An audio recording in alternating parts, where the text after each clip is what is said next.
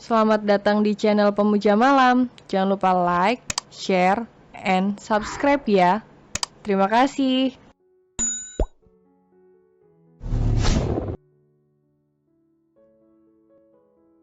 Episode 19, Sentuhan Intens Sang Kakak Tiri. Wah, angsa penyelamat, punya siapa nih? Gumam Haskell menghentikan kayuhannya di tengah danau, dia lalu menyandarkan tubuhnya ke sandaran kursi. Punya aku? Anjir. Haskell berjangkit kaget hingga swanbotnya goyang-goyang. Bagaimana tidak jika tiba-tiba sosok kecil berambut panjang muncul dari bawah kursi di sampingnya. Manusia, kan? Tanya Haskell menoel pipi tembem itu. Is. Langsung ditepis oleh si pemilik pipi. Ngapain Om naik angsa aku? Tanyanya. Om. Pekik Haskell shock. Heh, berapa umur lo, Cil? Tanya Haskell menatap tubuh mungil yang masih terlapisi seragam. 14 tahun. Lo 14 tahun? Tanya Haskell tak percaya. Anak itu mengangguk. Pendek banget, cacingan lo, ya? Roasting Haskell. Kelas berapa? Kelas 8. Jawab anak itu kesal dibilang cacingan. Udah SMP, lebih mirip bocil SD lo, Cil. Balas Haskell tak menyangka. Iya, aku awet muda, nggak kayak, Om. Balas anak itu tersenyum mengejek. Heh, gue ngaku jadi anak SMP juga orang-orang bakal percaya. Kata Haskell tak terima, dia terlihat asik sekali meladeni anak itu. Dan stop panggil Om, kita cuma beda 8 tahun, cok, ternyata gue udah tua. Kata Haskell kaget sendiri. Akhirnya sadar. Balas anak itu tertawa lucu. Haskell meliriknya sinis. Pulang sono, bocil ngapain keliaran malam-malam, diculik setan tahu rasa. Katanya kembali mengayuh swanbot itu ke daratan. Ini udah diculik. Celutuk anak itu. Gue setannya maksud lo?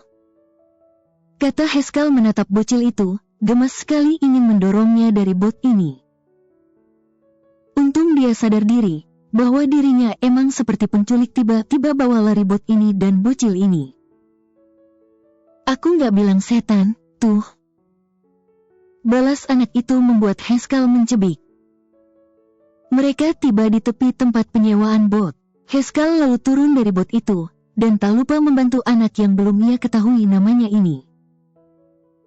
Siapa nama lo? Tanya Haskell menunduk dengan tangan yang menumpu pada lutut. Zelaine. Oke, Zelaine, thank you for your help. Bye. Haskell beranjak dari sana setelah mengacak pelan rambut cewek itu. Rumahnya tak jauh dari danau ini.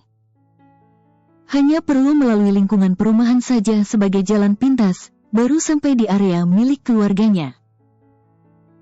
Karena itu ia tidak membawa mobil, motor atau apapun, dan lebih memilih jalan kaki. Suara tapakan kaki terdengar di belakang Haskell, cowok itu segera menoleh, anak yang tadi itu tersenyum mengikutinya. Rumah lo arah sana juga, Cil? Tanya Haskell yang mendapat gelengan. Terus ngapain kesini? Tanyanya. Ngikutin, Om. Om lagi. Gumam Haskell. Pulang sono. Usirnya sembari mempercepat langkah. Anak itu pun mengejar Haskell. Ngapain ngikutin? Tanya Haskell kesal. Om udah kerja? Tanya Zelaine kembali berjalan di samping Haskell yang sudah berhenti berlari dan kini berjalan santai.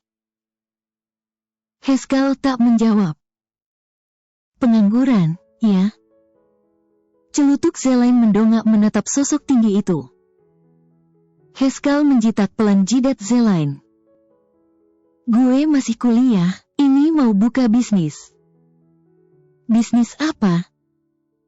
Haskell menghentikan langkah. Bisnis orang dewasa, lo pulang sana, ngapain ngikutin gue dah? Heran cowok itu. Om mau pulang, kan? Tanya Zelain. Pakai nanya. Ya udah, aku pulang ikut om aja. Kata Zelain berusaha tersenyum semanis mungkin. Heh, ngadi, hus-hus pulang sana. Usir Haskell lalu segera berlari menjauh, dan Zelain pun juga berlari mengejarnya. Anjir, mimpi apa gue semalam dikejar bocil setan? Gumam Haskell lelah, ia menghentikan langkahnya dan menatap Zelain yang sudah sampai di sebelahnya. Aku udah bantuin om kabur dari kejaran kakek-kakek tadi, kan? Kata Zelain. Berarti om utang budi sama aku. Haskell mendesah. Lo mau minta apa, es krim sekulkas? Zelain menggeleng. Bantuin aku kabur juga malam ini. Katanya. Haskell mengernyit. Ya, please, Kak. Mohon Zelain mengerjap-ngerjapkan matanya lucu. Haskell berdecih. Giliran ada maunya ganti manggil Kak. Please banget, please. Mohon Zelain menggenggam tangan Haskell. Haskell terdiam, tangan anak itu dingin sekali. Dia menatap tampilan Zelain dan baru sadar bahwa anak itu basah kuyup dari atas sampai bawah. Anak siapa sih lo, ngerepotin banget. Kesalnya. Please, Kak. Ceka, ayo deh, ikutin gue. Kata Haskell akhirnya. Dia berencana meminjamkan bajunya saja dulu, karena sepertinya anak itu sejak tadi menahan dingin. Setelah itu ia akan mengantarkan anak itu ke rumahnya dengan mobil. Buruan, chill. Haskell menarik tangan mungil itu. Sabar dong, om. Ah, mimpi apa aing semalam? Batin Haskell lelah. Sepanjang perjalanan pulang dari pantai, dua orang yang sedang dimabuk cinta itu tak berhenti tersenyum-senyum. Tangan keduanya saling bertaut, tak rela melepaskan seakan salah satunya akan menghilang jika tautan itu terlepas. Mau ke part aja? Tanya Kenzio setelah memasuki area perkotaan. Kenapa, ngapain? Tanya Zafanya cepat, wajahnya kaku. Ya, ini, itu, anmu. Kata Kenzio tidak jelas, dia iseng, bibirnya menahan senyum. Nggak jelas, nggak mau. Kata Zafanya mengalihkan pandangan dengan wajah yang kembali bersemu merah entah kenapa. Nggak ngapa-ngapain, Za, biar lebih leluasa aja. Kata Kenzio menahan tawa, dari pilihan kata-katanya yang ambigu terbukti kalau dia masih iseng. Handphone Kenzio tiba-tiba berdering. Cowok itu merogoh sakunya untuk melihat siapa yang menelponnya, dan ekspresinya langsung berubah walau sangat samar. Kita ke part aja, ya. Kata Kenzio tanpa mengangkat panggilan itu. Nadanya lembut, tapi auranya dingin. Jadi, Zafanya hanya mengangguk dan berusaha meredam rasa penasarannya. Mereka langsung memasuki lift begitu sampai, sebelumnya sempat memesan makan malam dari restoran apartemen. Begitu sampai di lantai 14, mereka keluar dan menuju unit apartemen Kenzio. Dan sejak tadi Zafanya sibuk dengan pikirannya sendiri, dan sesekali melirik wajah dingin Kenzio yang alisnya mengernyit samar. Mereka mengganti sepatu dengan sendal rumah. Lalu saat Kenzio melangkah menuju ruang tamu, Zafanya memanggilnya, cewek itu masih berdiri di depan pintu masuk. Kenapa? Tanya Kenzio tetap di posisinya, dengan jarak 2 meter. Zafanya mengulum bibirnya, lalu ia menggeleng setelah berpikir dengan cepat. Lebih baik ia tidak usah ikut campur dengan masalah Kenzio. Lebih baik ia mencari cara saja untuk membuat mood Kenzio lebih baik. Karena Zafanya tak jadi menjawab, Kenzio jadi menghela nafas dengan senyum samar yang membayangi wajahnya.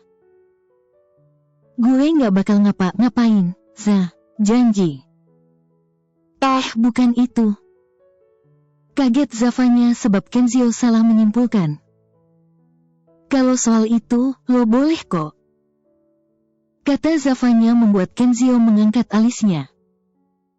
Lo boleh kok lepas kendali. Cicit Zafanya menunduk, dia memainkan jarinya berusaha mengusir rasa gugup. Kenzio perlahan mendekat.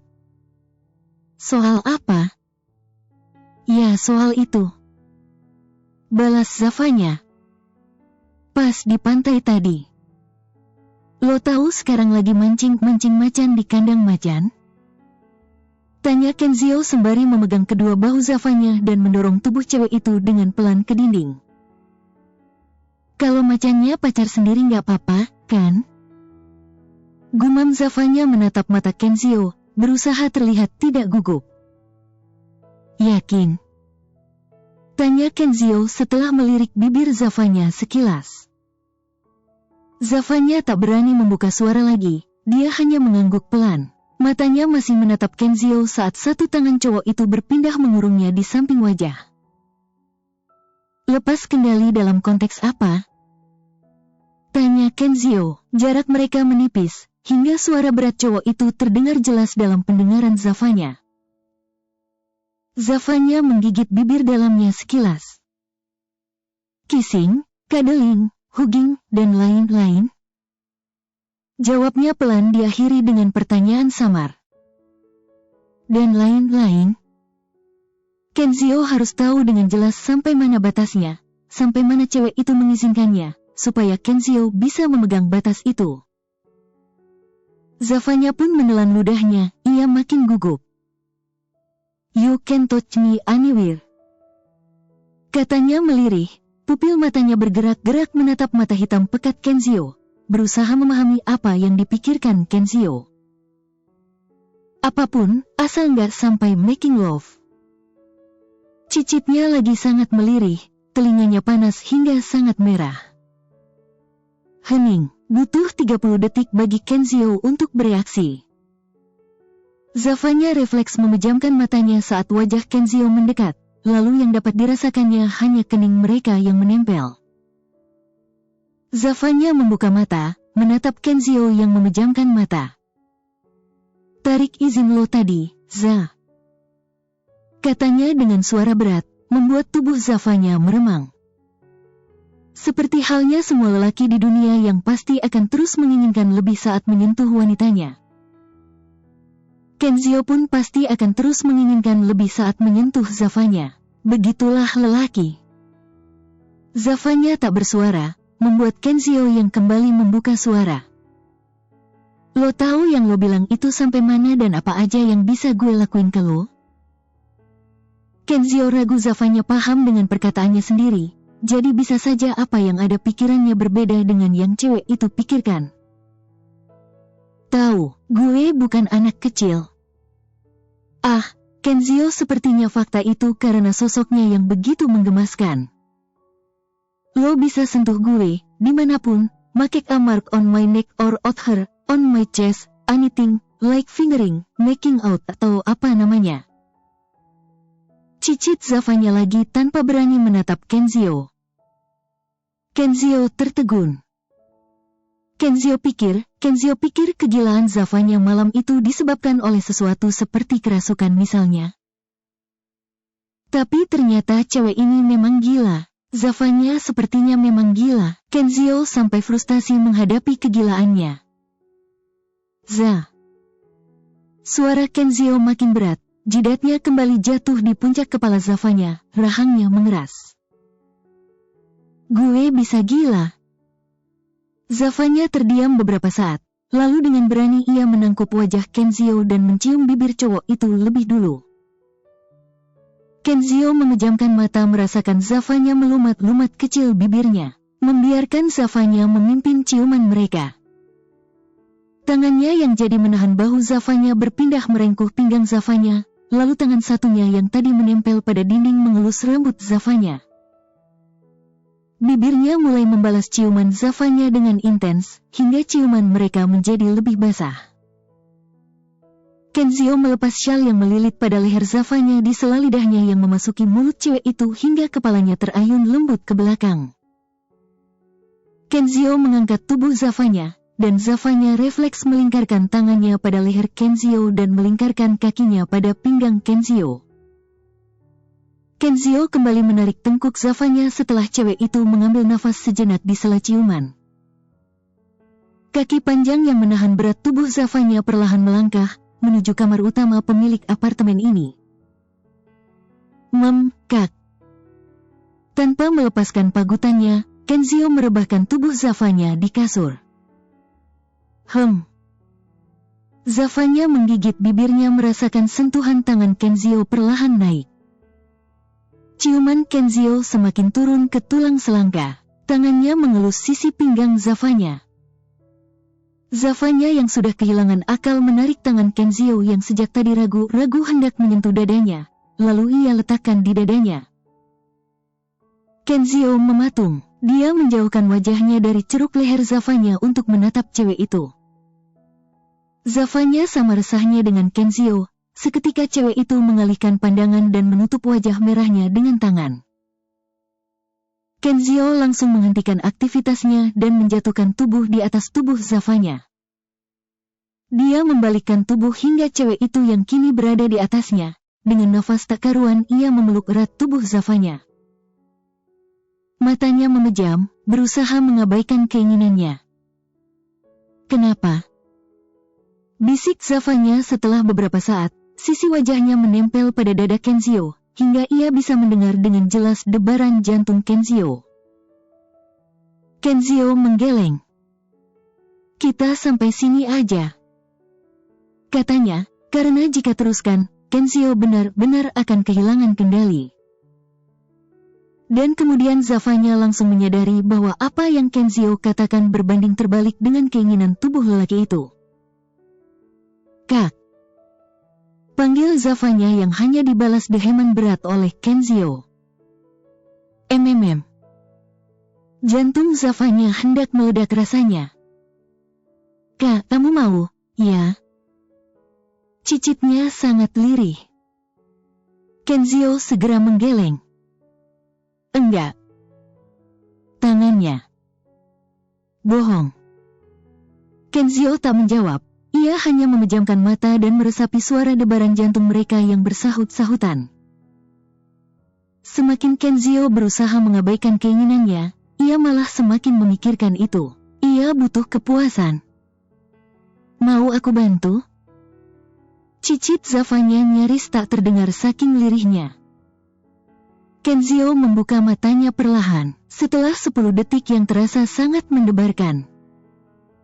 Akhirnya lelaki itu mengangguk samar, dan jantung Zafanya seperti akan meledak merasakan anggukan kepala Kenzio di puncak kepalanya. Kenzio memegang kedua bahu Zafanya hingga Zafanya mau tak mau mengangkat wajahnya dari dada Kenzio. Kenzio meraih tangan Zafanya, ia mengecup jemari cewek itu. Tangannya lalu meraih tengkuk Zafanya, dan melumat bibir Zafanya dengan lembut. Zafanya menelan ludahnya, tangannya mulai bergerak pelan membuka kancing celana Kenzio, lalu saat hendak membuka resletingnya. Handphone Kenzio yang masih berada di saku celananya berbunyi. Kenzio memejamkan matanya berusaha meredam rasa kesal dan rasa gusarnya. Dan Zafanya akhirnya mengambil handphone Kenzio yang masih terus berbunyi. Kak Haskell video call, kata Zafanya pelan. Abaikan. Tapi Zafanya malah mengangkat panggilan video dari Haskell itu. Buka pintu, gue di depan, nih. Kata Haskell membuat Kenzio membuka matanya, langsung mengernyit kesal melihat wajah Haskell di layar handphonenya. Di mana? Tanya Kenzio mengambil alih handphonenya, dan Zafanya bangkit dari atas Kenzio. Dan duduk di samping cowok itu dengan canggung. Di apart lo, lah. Dan sejak kapan lo ganti password? Gue coba terus masukin angka-angka ultah lo.